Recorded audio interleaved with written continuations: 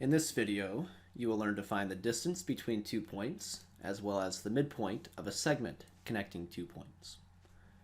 So beginning with distance. Here we see 2 points graphed on a coordinate plane. And our objective is to figure out how far is it from those 2 points. So these 2 points are at the points 4, -2, and 1, 2.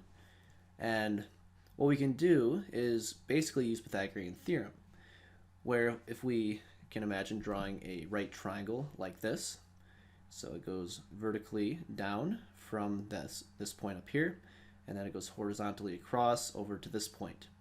So if you count the number of spaces that it goes down and to the right, it goes down 4 and to the right 3. And our objective is to figure out what is this length over here. We'll call that x. All right, so using our Pythagorean theorem, because we have a right triangle, we can solve this for that missing side length. All right, so Pythagorean theorem says c squared equals a squared plus b squared. And in this picture, okay, c is the hypotenuse. That, I guess, we can call distance. So let's actually replace that with a d. So we'll use d for distance. So instead of c squared, we'll have d squared. And our a and b values are the 4 and the 3. Now the question is, how do we get that? Well, looking at the points we have, all right, the 3 is your left and right direction. It is how far is it moving in the x direction. All right, so if we look at the x numbers, the 1 and the 4, and we subtract them, 4 minus 1. Okay, we subtract the x values, that would give us this a number. So what we're doing is we're subtracting the two x values. We'll say this is x2 minus x1 squared. So we have d squared equals x2 minus x1 squared plus, and then the b, this number is going to be the 4. So how do we get that from our points?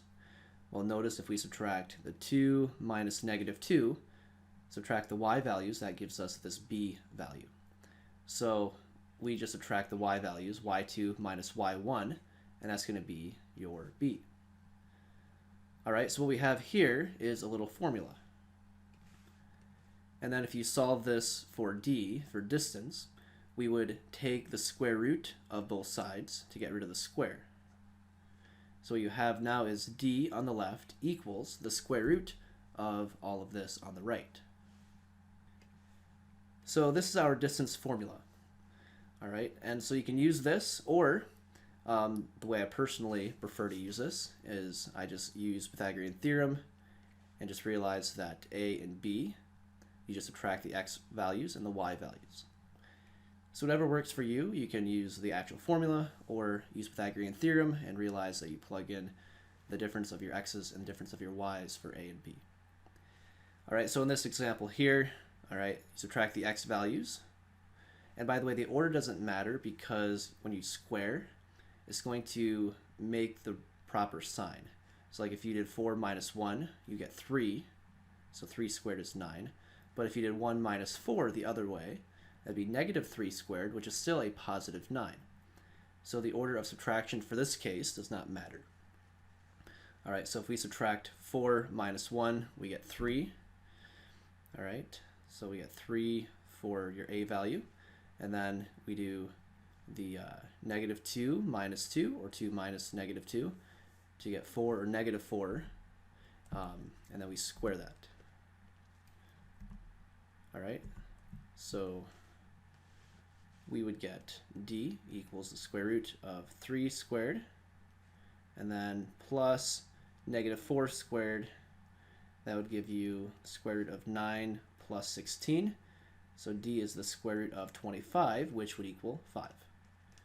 So d, your distance between those 2 points, would be 5. All right, let's try another example. Here we have these 2 points that are found at -4, 2, and 2, -1. All right, so I'll do this with the Pythagorean theorem method. So you have c squared equals a squared plus b squared. All right, and so for a and b, we just subtract the x values and then subtract the y values. So for a, if you subtract the x values, 2 minus -4, that would give you positive 6. All right, and then we subtract the y values. 2 minus -1, that gives you a 3. So what we have is c squared equals 36 plus 9. So that would be 45. And so c squared is 45. So c, your distance, would be the square root of 45. And if you type that in your calculator, you're going to get a rounded answer of 6.71.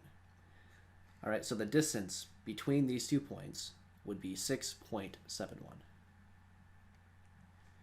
So we've learned how to find the distance between 2 points, and next we're going to work on finding the midpoint between 2 points.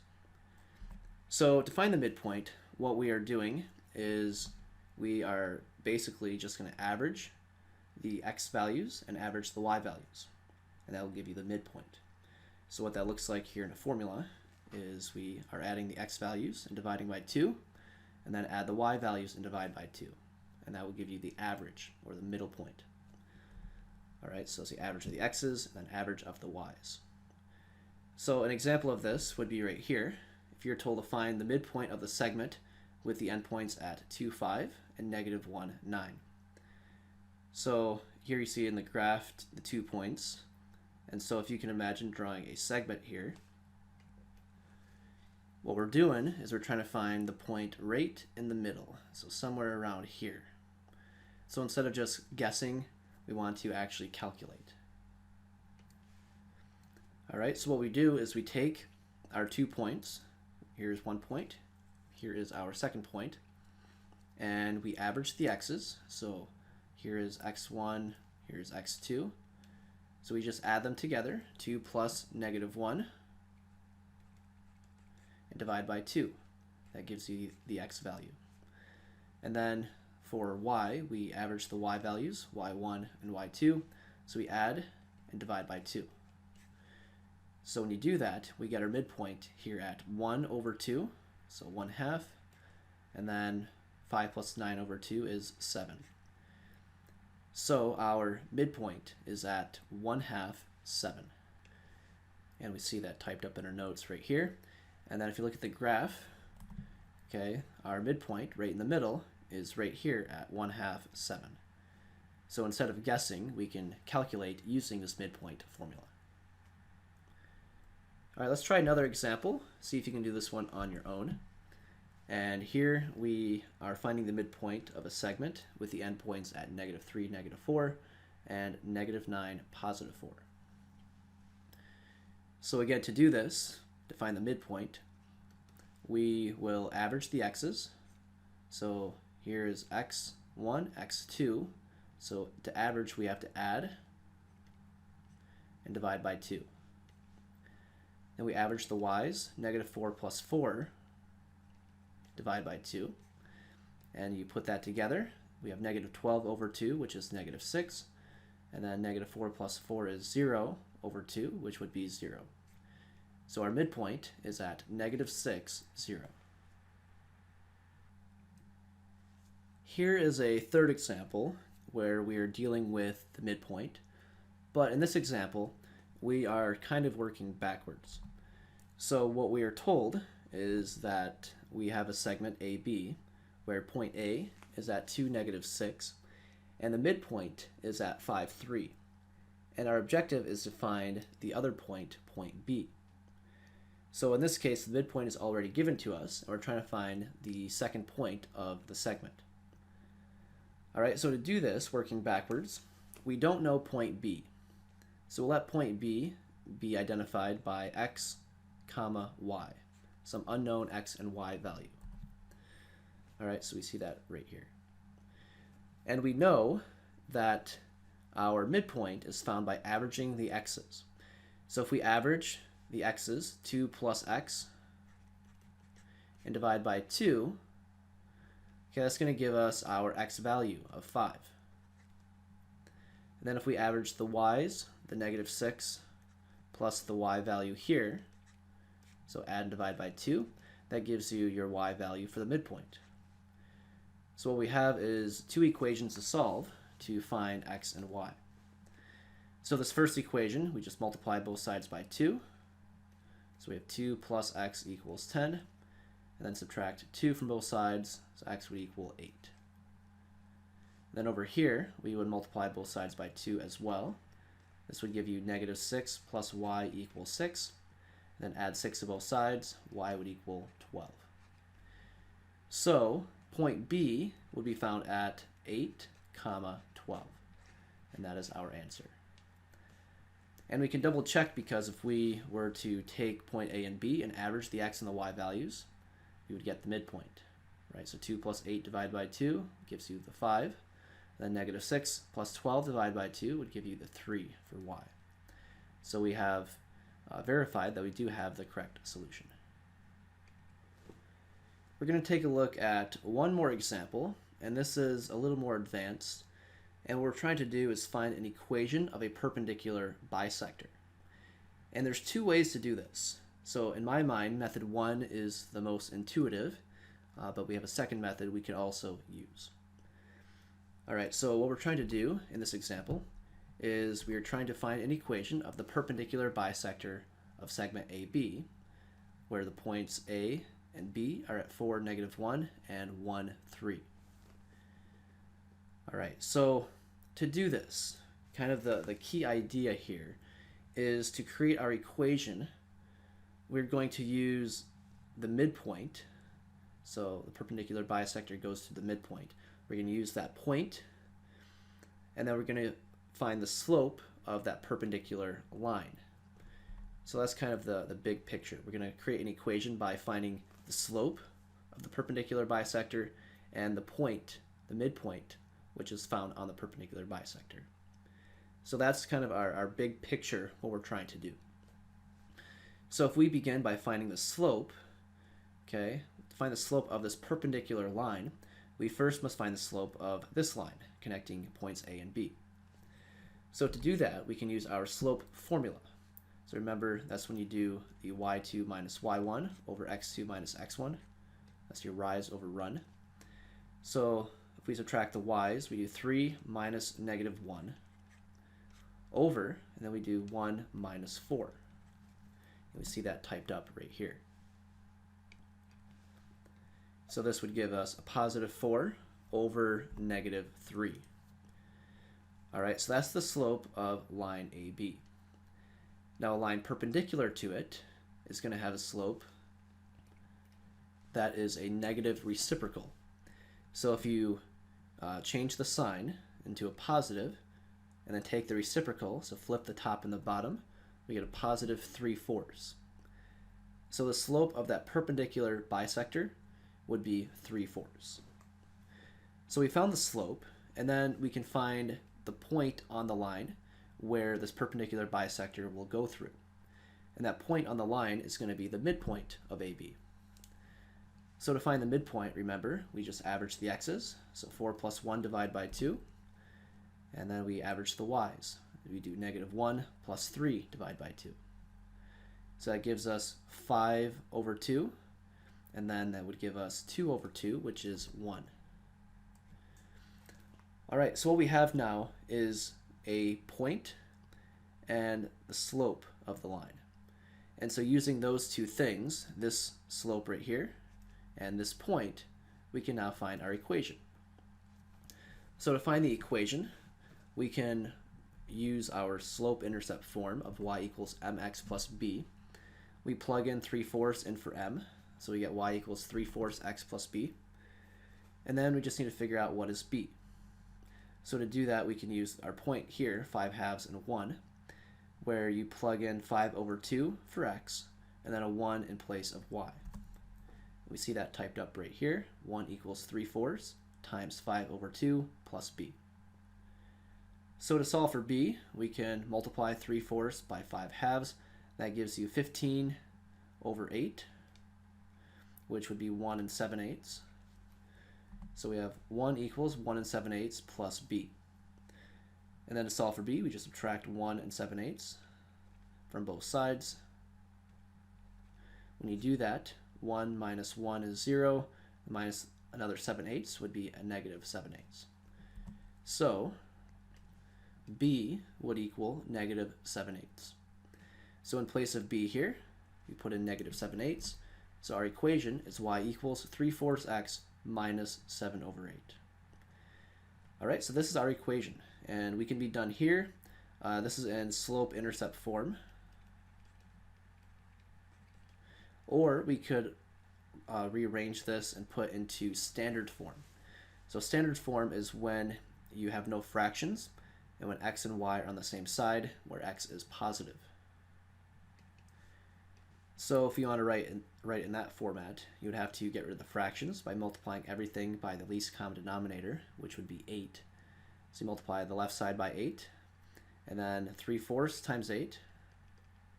That gives you 24/4, which is 6. So that would be 6x. And then negative 7/8 times 8 would be simply negative 7. So what you have is 8y equals 6x minus 7. And then if you want x to be positive, you would have to bring 8y over here by subtracting. And then you'd have to bring the negative 7 over here by adding. So what we have now would be 6x minus 8y equals 7. So if you write this in standard form, that would be your equation. Now, this is just one method, and personally, this is probably my method of choice. It's more intuitive, but there is a second method that you could use if you desire. So I'm going to show you that method here quick. So what we're going to do is we take our 2 points, the 1, 3, and 4, negative 1. So you connect those points, and imagine here drawing a perpendicular line through that segment. All right, what you want to do is pick a point. We'll call that point P, where that's at x and y. We don't know where exactly, just pick a random point.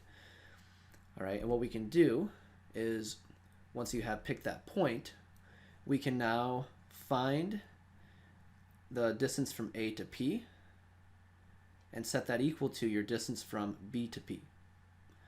And going through that method, that process of finding those distances and setting them equal, all right, that will be our manner in which we can find our equation. So we're going to want AP equaling BP, the length from A to P equaling the length from B to P. So the length from A to P, we can use our distance formula. So the distance equals, and we'll use it in this way. So we have x2 minus x1. So x2 minus x1, so you have x minus 4 squared, plus, and then y2 minus y1. So y minus negative 1 would give you a y plus 1 squared. All right, and that's equal to BP. So for BP, we're looking at this point over here. And again, we do x2 minus x1, so x minus the 1 squared, plus, and then y2 minus y1, we do y minus the 3 squared. And we see that all typed up in the notes right here. All right, now from this point, what we want to do is get rid of the square roots on both sides by squaring. So we can square both sides because we can do the same thing to both sides of an equation. When you do that, the square roots will cancel out. So what you're left with is what's inside the parentheses, which would be right here. All right, now this will be much easier if you know how to do the shortcut for perfect squares for expanding. So instead of, x minus 4 squared, instead of going and foiling everything, where you do the first, outer, inner, last, you can do the shortcut where you square the first term, you square the last term, then you multiply and double, negative 4x times 2 to get negative 8x. Same thing for the next one, y plus 1 squared, you square the y, you square the 1, and then you multiply 1 and y, and then double to get 2y. That's equal to, do the same thing over here, so you square the x, you square the negative 1, then you multiply and double to get negative 2x, and then plus, then you square the y, you square the negative 3, then multiply and double to get negative 6y. So we see that all typed up right here. And now our objective from this point is we want to, it's probably simplest to bring everything to one side. We want to put this ultimately in standard form where you have x and y on one side and the constants on the other. So if you look at the x squareds, if we subtract x squared to bring it over, that's going to cancel out. Same thing with the y squared right here. If you subtract y squared from both sides, that would cancel. All right, and then if you bring the negative 2x to the left side, we can add 2x. That would get that to cancel. We can add 6y over here. That would get this to cancel on the right side. And then if we subtract 1 from both sides, that would cancel right there. Subtract 9 from both sides. That would cancel over here. So you're left with 0 on the right.